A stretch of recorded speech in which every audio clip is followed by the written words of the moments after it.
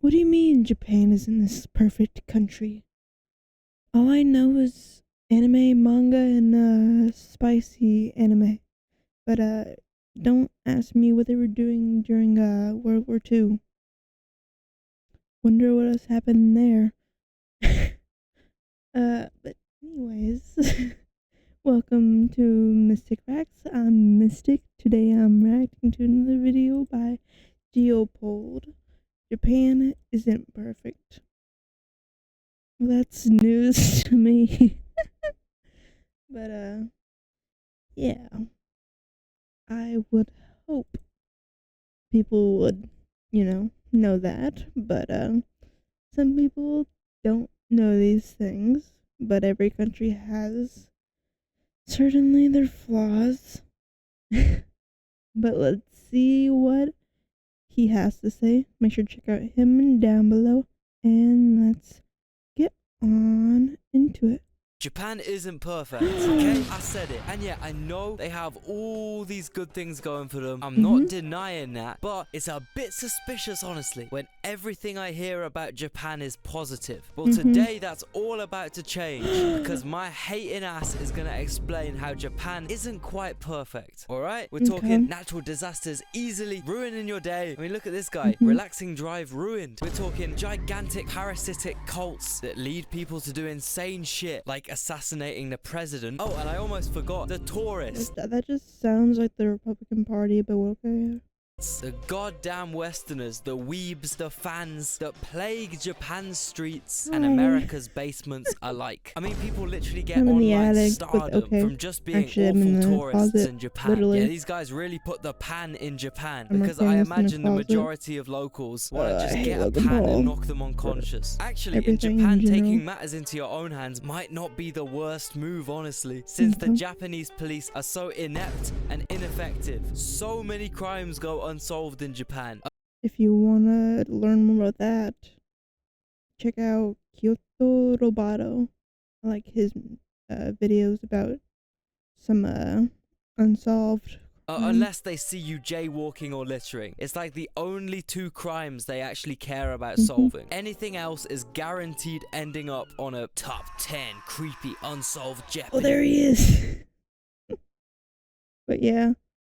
These police cases YouTube compilation. One thing I think is the root of a lot of Japan's current day problems is the work culture. You know, the Tokyo zombies, the locked in epidemic. Basically, this problem kind of stems from the aftermath of that big war they lost. The country was in absolute ruin after World War II, and the government, alongside all the emerging businesses, out of necessity pummeled out this narrative, which really plays on the traditional emphasis of pride and honor in Japanese culture. That if you aren't dedicating 110% of your life to working and therefore rebuilding the economy, you're a traitor and a disgrace to your entire bloodline, and you essentially don't exist as a human. Whilst this did play a big role in rebuilding the economy, it also had such a massive impact on Japanese work culture and was able to spiral so far out of control that now your typical daily routine as a Tokyo businessman includes sitting in a cramped booth to endure 12 hours of frantic amphetamine fueled work, then collapsing on the metro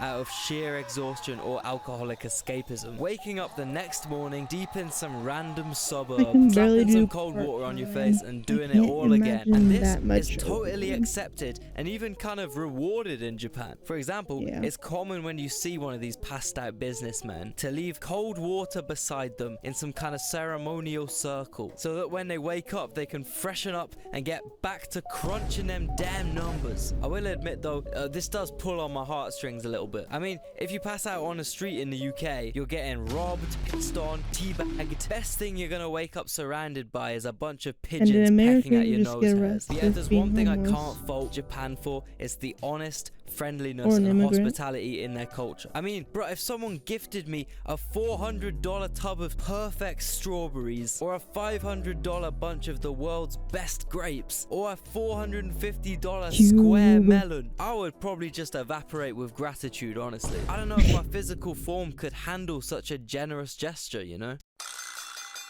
One thing that defines an especially annoying tourist in Japan is when people from the other side of the world travel there with no knowledge of the Japanese language whatsoever. Literally only 13% of Japan's population speaks English. So if Japan interests you and you think you might maybe visit one day, it would be best to start getting them basics down right now. That's where italki comes in. Using this online language learning platform, you can take personalized one-on-one lessons with native speaking teachers anytime, anywhere. Because it's just you and the teacher, you will really focus on your speaking and listening, more conversational skills, which will increase your confidence through actual interactions. For me, that's about 10,000% more useful than what I get out of conventional lessons. When I took language classes in school, I genuinely didn't gain any useful conversational skills. But 30 minutes on italki with my teacher, and I already had the basic phrases down. The safest thing is always konnichiwa. Okay, konnichiwa. Nice to meet you. Hajimemashite.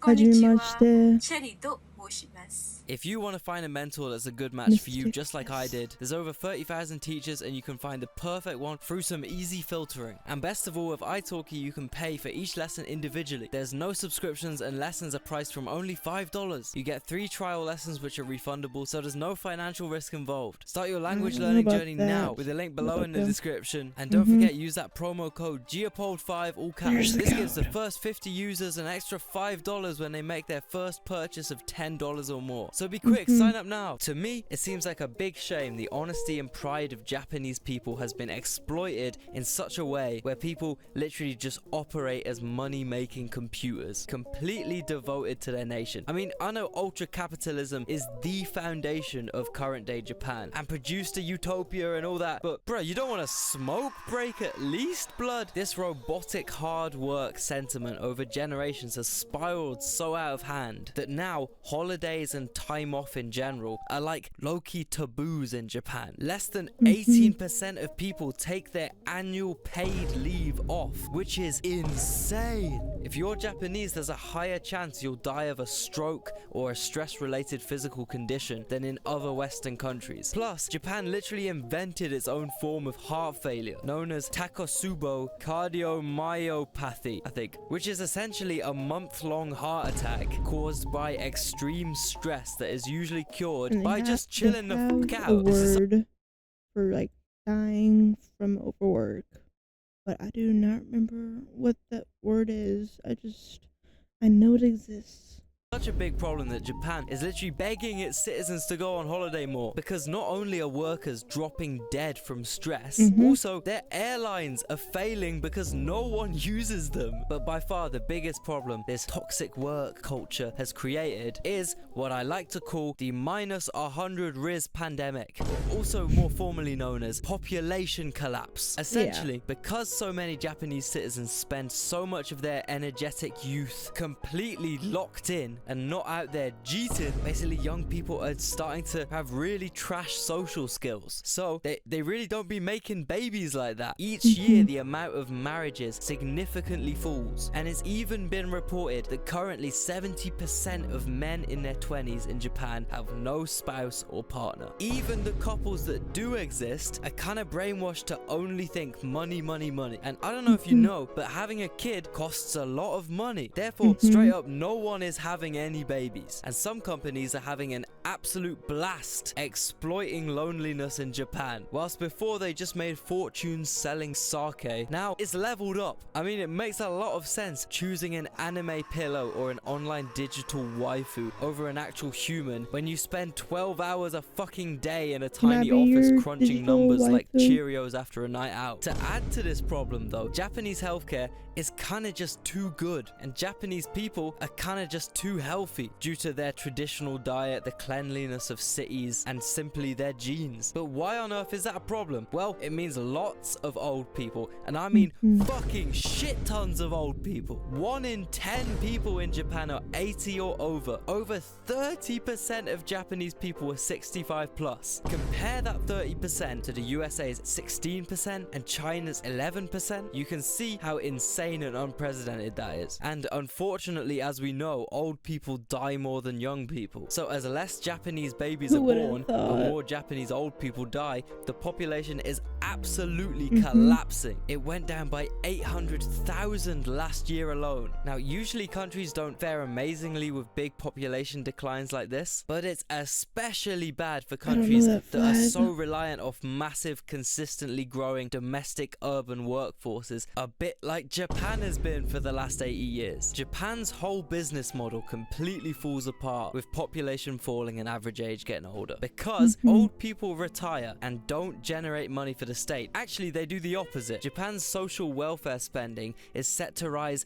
60% by 2040, and to fund that, Japan is going to have less young, dedicated, taxable workers than before. In 2010, there were 128 million Japanese people. By 2056, we could very possibly be looking at it dropping below 100 mil. See, the problem with relying on your country's individuals to act as money-generating components within some big fuck-off engine is that if those individuals stop multiplying like they used to and start dropping dead from stress, you end up with less components but the same big engine. And you can't run an engine with half the required amount of pistons or valves, can you? For example, property recession. Less people, same amount of houses. More supply, less demand. The market is crashing. That's just one of thousands of examples of how population... Well, they also just don't really view land as like a investment, I guess. Because also, they gotta stay up to, earthquake standards, which those old houses are not, which is why they're so cheap.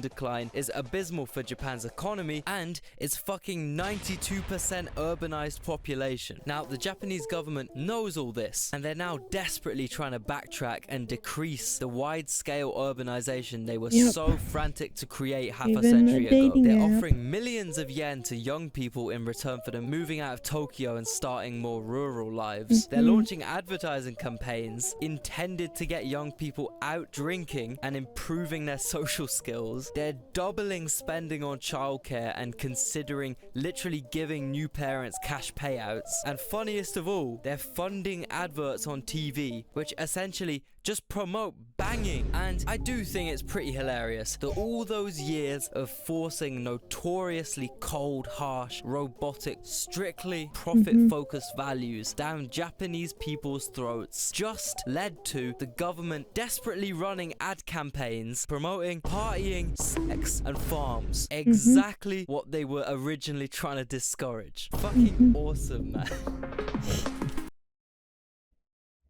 Yeah. I'm surprised he didn't really talk about Japan's past, but I guess covering today's issues is also very fair too. And he also, did he cover, like, creeps on the train? I don't think so. That's another issue. And like penny thief and just basically perverts. But if this video gets 1 million views, I will go to Japan. Hope you enjoyed. Check out his video and comment down below a fun country fact. Okay. Bye. Until next time. Bye bye.